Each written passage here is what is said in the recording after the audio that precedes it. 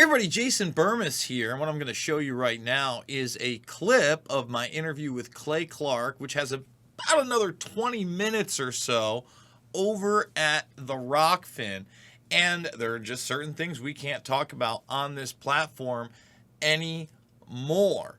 But to give what we start talking about a little context, we're talking transhumanism and really the fourth industrial revolution agenda and how it's been around for a while. And, you know, Clay is notoriously a conservative and has a lot of right-wing people on his tour. But I look at this as an opportunity to reach people. And in talking about that, prior to the clip we're about to play, I discuss how Charlie Kirk actually discussed transhumanism in a very articulate manner recently. And so to give this clip context, I'm going to actually put the Charlie Kirk clip in there and then let you decide where we go from there. And I want to thank Clay so much for where this goes. So folks, without further ado, here's the video. I believe, and this is to go a level deeper, but you guys are smart and you'll get it, the transgender movement actually matters even more than biomedical fascism, and they actually are together because the transgender movement is an introductory phase to get you to strip yourself of your humanity to mesh with machines.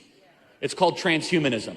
They want you to say, okay, well, I can choose any gender. Why can't I just have like an exoskeleton of some sort of machine around me? This is what meta is about, the metaverse, kids staring at screens all day long. This is documented, this is proven, this is where Silicon Valley is going. This is why they're so insistent on this transgender thing, because if you stop being a man, then maybe you can stop being a human being. Maybe you can kind of just plug into some sort of machine. This is where their control, their profit motive is coming down the stream. There's a ton of literature about this. I'm far from the first person to comment on it, but I'm just kind of connecting the dots for all of you. Like, what is the agenda here? Well, the agenda is kind of like Ready Player One meets Inception, where you kind of just hook up to a machine all day long and you're controlled by 5 companies that control your thoughts and your feelings. And the real world actually ends up being the not real world, where everyone just kind of wears goggles all day long. That's the deeper significance of the transgender movement that no one wants to talk about. David? Well, I want to point out something about your show that's very interesting, okay? Yes. Is Charlie Kirk, who I've met in person now. What happens is Charlie Kirk is very good at explaining the United States Constitution in a succinct way and educating young people about the importance of getting involved, right? Sure. So what happens is that pools of dollars, pools of revenue gets thrown at some of these people. And when money gets thrown at these people, and I can't speak to Charlie's situation, I'm just telling you what happens. This is how it happens, okay? Somebody who has some talent, some skill, some momentum, whatever, pools of dollars get thrown at them, and they say, we love what you're saying. We just don't want you to talk about this.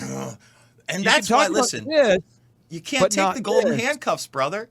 Listen, I think again, what you've been able to do is you actually do let a wide array of voices. There were a wide array of voices, some that I agreed with, some that I did not, but I was very happy to see a multitude of presentations. I was so happy to see Ian, the gym owner, there. And it opens people up. And the thing is that I don't think this is about left or right. It's about being human beings, right? You want to reach out to your neighbor. You want to say, look, I have more in common with you than these other people that are promoting this very real agenda. Look at up in Canada, a nation of 38 million people right now are rising up and finally saying enough is enough with these mandates. I'm hoping that's what we're going towards humanity. But you have these bureaucrats that nobody knows about that have this unlimited budget over decades to utilize this technology. And right now we're seeing it become a reality. And for instance, let me challenge you here, Clay. You do it. I love you. This is awesome. One of the big saviors right now that I see in a lot of, I guess, right-wing type of media. And look, I hosted the 4th hour of the Alex Jones show yesterday. I'm hosting his show on Sunday. It's not like I'm opposed to conservative ideals. In fact, I'm very much about the family unit and accountability and financial stability and all those things and true capitalism. But for instance, Elon Musk, they're like the next kind of not real smear on Musk is going to be that he subjugated monkeys to extreme suffering for Neuralink, right? And for those that don't know what Neuralink is, it's really 50-year-old DARPA tech, okay? Dude, it's some frightening stuff. Frightening. All right, so Bushnell in that speech tells you in 2011 they've already put 10,000 brain chips in people, 10,000. Get out of here. Oh, come on. Let's play it because we're going to have to play it. Let's go to, man, there's just so much of it, but let's start it at 404 for you. Okay, because this will tell you where he tells you basically all of employment is going to be taken over by the robots in 2020 to 2030, and there's nothing they can't do, and we don't know what humans are going to do. So thank you, Bushnell. Thank you. Thank you. Yes. Okay. So let's see. Let's get there. He still has this position. It would take 120 years to terraform ourselves up. In terms of employment, just as an example, we are in a jobless economic recovery. There's about 7 million jobs missing. Some of them were globalized and offshore, about a third. The rest of them are gone. The code word is productivity improvement, which is a code word for ever better automation and robotization. If you look at the way the robots are going, human-level machine intelligence from the IBM Blue Brain Project is now about 10 to 15 years out. Via biomimetics, where they've nanosectioned the neocortex and they're replicating in silicon, okay? And they're having great success at all of this. So this is not soft computing, this is via biomimetics. We have looked 20, 30 years out with the way robotics and automation and machine intelligence is going at what jobs the machines cannot do. The answer is none. We thought we need human touch labor in nursing homes for a while, but the Japanese 2 years ago put robots in the nursing homes, and patients like it much better than the humans. Now think about that uncomfortable laughter right there. And the truth is, that they're actually using now crypto. I went over this on Alex Jones yesterday. Cardano is being used with Grace the robot, which is the cousin of Sophia, the other AI robot that's the citizen of Saudi Arabia. And they already instituted through, I believe, Australia and China, Grace the robot in this COVID-19 84 nightmare to keep them away from humans. So these robots are already in play across the world. It gets better. Again, this is 2011, 10 years after the document. Come on. You're sick. The machines are creating wealth within the strictures of the ecosystem capability. The machines are reducing costs, okay, producing wealth, but the humans increasingly can't compete. I have a friend, Steve Thaler, who has developed an imagination machine, okay, which is a neural net which he trains and deprives of all rational input, and this neural net sits there and dreams like people dream, producing new ideas 24/7, 365 on milliwatts, and he has a critic neural net sitting in the weeds recording all of these new ideas and checking them out for various problems and metrics. This thing has produced better toothpaste for Palmolive, it has produced better warheads for the Air Force, and it produces far more ideas, far faster and cheaper than buildings full of people, okay? So, along with all of the other jobs which the machines are, and you know, I've got charts on this, okay? I have tracked which jobs, which have gone, which ones have come in. There's a magnificent book on this called by Martin Ford. It's called Lights in the Tunnel. Okay? And if you can sleep well after reading that book, okay, then you're not quite as sensitive as maybe I thought you were. I mean, you know, what people will do all day is not clear. What we're doing with these, and this is only one of the 7, okay, is that the machines are taking the jobs, and the humans increasingly can't compete. We're also becoming cyborgs, okay? We have cochlear implants, artificial retinas, artificial hearts, direct brain to prosthetic limb communication, brain chips. We put brain chips into about 10,000 people. It affects congenitally defective brains. Doctors working on brain chips are super soldiers. 15, 20 years out, if you don't have the latest chip in, you can't compete, particularly with the machines. Okay? So we are merging with the machines. Okay? There's some really massive effects of the IT, bio, nano, quantum energetics tech revolutions that are now on a double exponential. So again, that's Is this guy just a psycho? What's his background? Does he pray to Satan every morning? What's his deal? he came up in the Apollo years, and then he became the head of this. And what people don't understand is only about 20% of what NASA does is space exploration. They're with NOAA. They promote the climate change agenda in order to, again, in fact, in this same video, and I'll send you, this is just the clip. You should watch the whole hour, but he talks about Malthus 101. He also talks about instituting population control that will change everything. And you notice he said that productivity and innovation was really a code word for automation and the robot takeover. I have a question for you. So when a guy like Jim Bridenstine, takes over as the administrator of NASA, from Oklahoma, from Tulsa's first congressional district, he gets appointed by Trump to head up NASA in 2018. What is that person doing, and how do they interact with a guy like Bushnell? He's a bureaucrat, and Bushnell basically gives him updates on what the budgets of programs are and the baselines of what are happening, not the reality of where these things have been born classified post-World War II. So another thing that Bushnell has done for many years is he heads up the Jason Scientists. Now, oddly, the Jason Scientists is not an acronym for anything, but basically they recruit the best minds from academia that they can. These guys all sign NDAs, and they go get to play with some wonderful toys that DARPA has developed and others.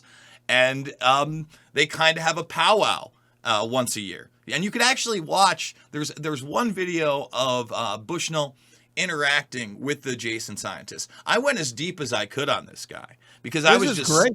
Yeah, I was just stunned at the admissions, and especially great as in your research is great. Your research is great. This is not great, but your research is great. Well, again, this is the reality of things. So, a lot of us, for instance, we see somebody like Mike Pompeo, right? And Mike Pompeo, very much, it's not like I trust Mike Pompeo. He literally was on television at one point going, we lied, we cheated, we stole. We had entire courses on it, right? He's definitely somebody that's involved in that network. Is he really heading up intelligence? I look to somebody like Senior Bush. I've done documentaries, and that was a mover and shaker, man. He was somebody who was very, very much involved, but really, when you think that he was just the head of the CIA out of nowhere, he had a generational relationship via his father and then himself with that organization that's often not discussed.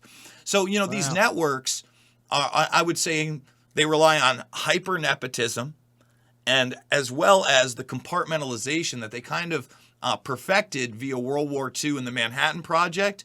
And then again, I can't recommend Annie Jacobson's work enough because it is so well researched and so well sourced, and it takes you along that post-World War II line where you realize, wow, ARPA, which became DARPA, the Advanced Research Projects Agency of the Pentagon, NASA, the CIA, and even Area 51 and these black buildings all come up post-World War II with the Nazis that we took when we found their underground bases and their biochemical experiments. A lot of those experiments that were happening on people were actually vaccine experiments because they wanted to utilize their biowarfare, but they didn't want to do so where they would jeopardize their own population, so they needed a vaccine. Clay, let's talk about this thing you got coming up because we're going to broadcast it here. This is the reason why we do these events. I'm telling you, I'm sitting there. I'll go and introduce the next speaker, and I'm taking notes the whole time. I mean, that's what I'm doing. I'm taking notes because I'm getting the whole purpose of what I feel like my role is in this is to bring together thousands of people. So we have 18 tickets left now for Ohio. That's February 18th and 19th. You can get your tickets by going to timetofreeamerica.com. You can name your price. March, we're just under 300 tickets left for sunny San Diego in March. Oregon in April, we have 7 tickets left. 7 tickets left. And then we're going to sunny South Carolina. South Carolina tickets will be going on sale there. South Carolina, you actually request a ticket right now. But just by go to timetofreeamerica.com, and you can request tickets for South Carolina. We're going to Myrtle Beach, South Carolina. And I encourage everybody right now, just request those tickets. It's going to be an incredible event in Myrtle Beach.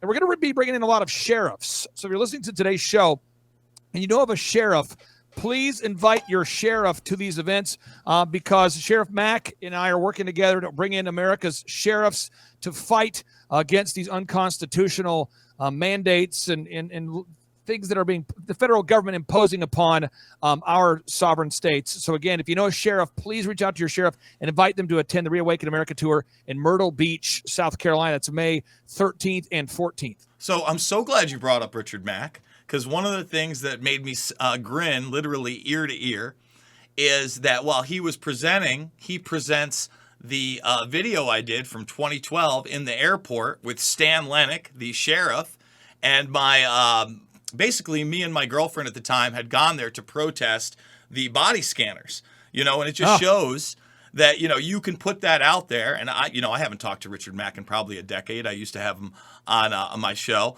but he still airs that at something like your conference that's reaching people that obviously don't even know it's me. But it's bro, we gotta have you present at one of these upcoming events. Send me if you're willing to do it. You text me. Okay. I'd love for you just to go a deep dive into NASA. Show these clips. I would love to listen. I would love to have your audiences here. Listen, you put on an A+ thing, man. And here's the thing. I love that we can bridge that gap, because we are in a real information war. And I would argue it's Carolina. Could you come to South Carolina May 13, 14? Yeah, let's do it. I'll make it happen. Okay, so I'm putting you on here, okay? And this is how it works. This is the kind of urgency we have here. I'm going to put you down here to speak at 2:45. Okay. 2:45 on May 14th, 2:45, and we can talk offline. We got to get this done here. So I'm putting here Jason Burmas. He's speaking. Okay, you got to expose NASA. These video clips have to be heard. People, I'm telling you, people in Oklahoma, they say, "Well, the head of NASA's from Oklahoma. This guy, he's on our team, baby." Woo! And then you're showing video footage of what NASA's doing. I know people in Oklahoma going, "Well, I'll tell you what, NASA's in good hands right now. They ain't gonna do any of that transhumanism stuff on us.